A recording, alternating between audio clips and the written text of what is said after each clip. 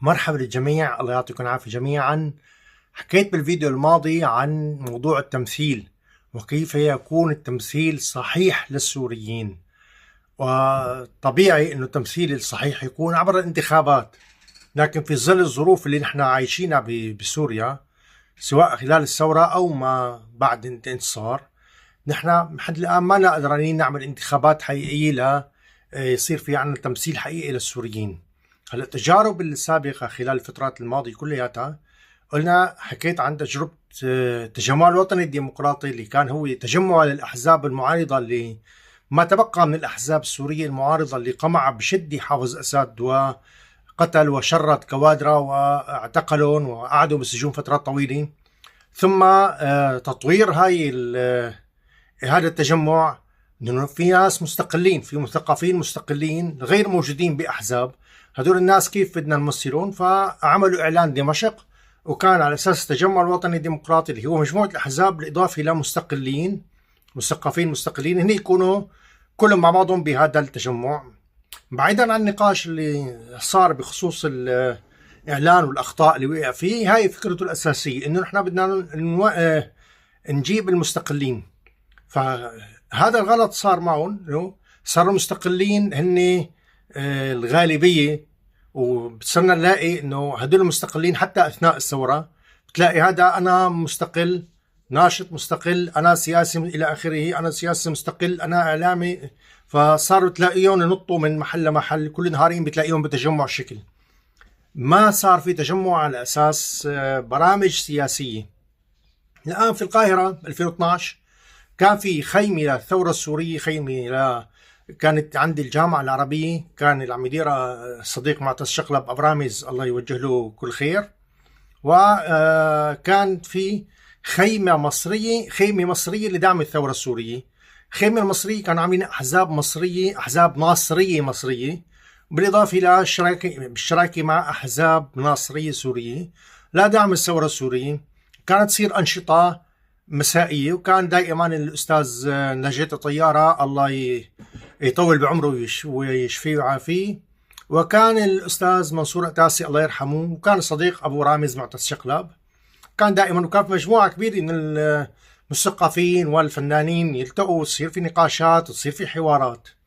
هلا اقترح أبو رامز معتز إنه نعمل شيء للجالية السورية مشان نوحد الجهود ونقدر نخدم السوريين اللي عم يجوا من سوريا خلال فترة 2012 وما بعد. التقينا، اقترح علي انه وافقوا الاستاذ نجاتي والاستاذ منصور. كان الاستاذ نجاتي طياره بالمجلس الوطني، وكان الاستاذ منصور عتاسي الله يرحمه بهيئه التنسيق. قالوا تعال نتعاون كلياتنا، وفعلا تعاونوا. والتقينا، بعتني معتز قال لي روح في عنا حزب غد الثوره عندهم قاعه جيده وبالعاده بيعيرونا اياها. انا كان صديقي هو رئيس منظمة الشباب تبع الحزب، حكيت معه وأعطونا قاعة من عندهم. القاعة تشكيلها على شكل مثل برلمان، مقاعد من فوق ويعني منصة فوق، ومن تحت منصة أعرض، ومن تحت بعدين الناس اللي قاعدين. وصرنا ندعي كل حد يجي على الخيمتين انه تعال اليوم الفلاني الساعة كذا رح نلتقى. فعلا اجوا الناس.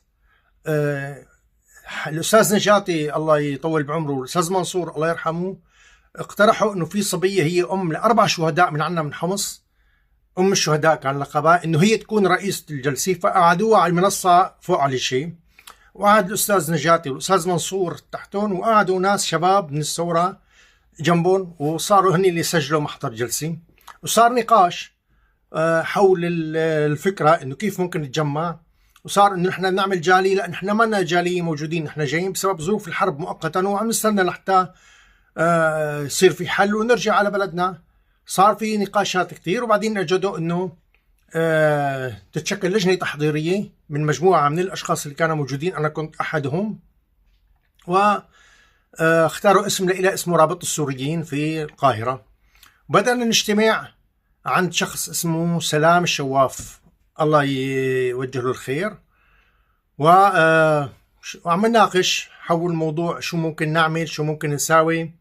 وتقسمنا للجان، وبدأنا نحاول نسعى انه كيف ممكن نعمل ترخيص بهذا التوجه ماشيين.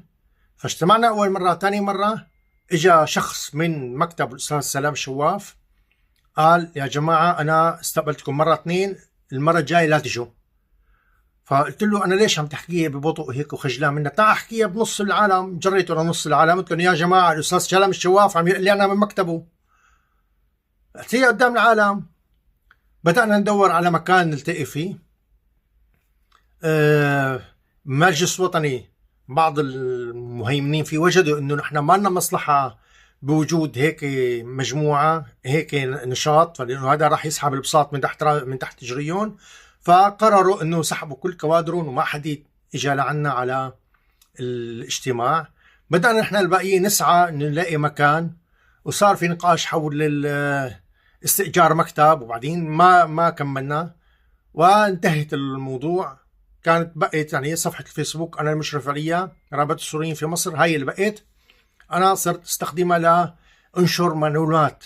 يعني أنا حدا بيسألني كيف بدي أعمل معادلة الشهادة الفلانية، مثلا أنا طبيب بدي أعادل شهادتي، انزل على نقابة الأطباء، انزل على وزارة الصحة، اسألهم شو الأوراق اللازمة، ارجع اكتب لهم إياها وانشر على الصفحة.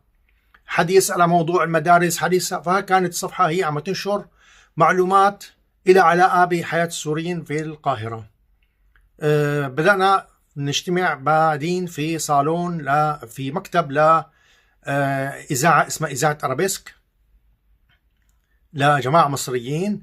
استقبلونا جماعة. أنا كنت بوقتها تضايقت كثير إنه المصريين استقبلونا بمكتبهم والسوريين قلعونا من مكتبهم.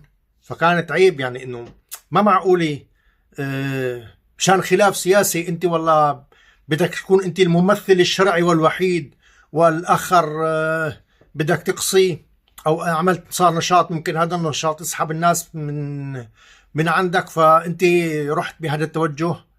انا كثير ضايقت انه كيف مصريين استقبلونا، كيف هدول السوريين قلعونا. ما علينا. بالنهاية صار الانقلاب تبع السيسي، ولم تنجح تجربة رابطة السوريين اللي هي اعتمدت على أفراد مستقلين، لم تعتمد على تجمعات سياسية. وبقيت الصفحة هاي، وأنا كنت من خلال هاي الصفحة فقط عم أنشر معلومات، شو في قرارات جديدة، شو في شغلات جديدة كانت عم تنشر فيها. كان إنها تجربة هي طوارئ ما صارت في بالقاهرة. صار الانقلاب بالقاهرة، فحاولنا انه التقينا نحن بمجموعة من المثقفين والسياسيين بمكتب لشخص بالقاهرة، شخص سوري فيما بعد هو رجع لحضن الوطن وصار بسوريا. التقينا عنده بالمكتب وتباحثنا وتناقشنا وطلعنا ببيان انه نحن السوريين على حياد من الاحداث التي تحدث في القاهرة. كانت في تمرد ضد مرسي، وكان في جماعة مرسي عم يطلعوا مظاهرات وهيك، انه نحن يا سوريين نحن ما لنا علاقة، نحن نتمنى كل الخير للقاهرة ولا مصريين، نتمنى لكم كل الخير، بس نحن ما بصير نتدخل بشأن داخلي، نكون جزء من صراع داخلي بمصر. هذا اللي حصلنا، هذا اللي اتفقنا عليه نحن كمجموعة. وطلع بيان ووزعناه بوسائل الإعلام المصرية وقروه بوسائل الإعلام المصرية، وكان بيان كتير اسمه كان بيان الحياد. فيما بعد صارت تصير في اعتقالات للسوريين بالقاهرة. أنا سألت محامي، يعني أحدهم قرايبي، نزلوا من الميكروباص من السيرفيس واعتقلوا الناس. هو قالوا له يلا ما في محل بالسيارة، بسيارة الشرطة قلعوا. فاجا خبرني، أنا مخبر محامي، إنه اعتقلوا الناس على بأول العبور. قالت لي يا زكي نحن محامية مصرية، إنه نحن عم ندور بأبري بكم إيش بدنا بيانات، كيف بدنا نعرف الناس اللي تم اعتقالهم وين اعتقلوهم، شو أسمائهم. فبدأنا نفكر إنه نحن كيف بدنا نوصل لهاي الطريقة نحن كشباب ثورة. باللقاءات اللي كانت تصير مع هاي الناس المثقفين اللي كانوا شخصيات مهمة، يعني كان الأستاذ خيري الذهبي الله يرحمه، كان الأستاذ فرحان مطر الله يطول بعمره، كان اللواء محمود السعودي قائد شرطة حمال من شاق. يعني كان في شخصيات وطنية، شخصيات عظيمة كانت.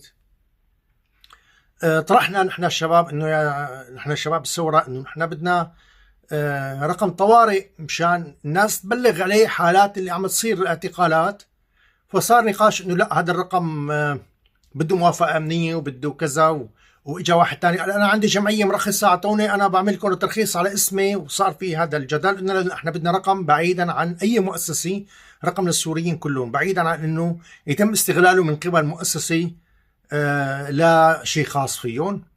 ونزلنا والتقينا نحن على الباب 3 اشخاص تحت بباب المدخل البناية تبع هذا الشخص اللي كنا نجتمع عنده بمكتبه، انا وكان رامي الأتاسي، وكان انا معي 3 اشخاص، كان رامي الأتاسي وكان كاظم هنداوي وكان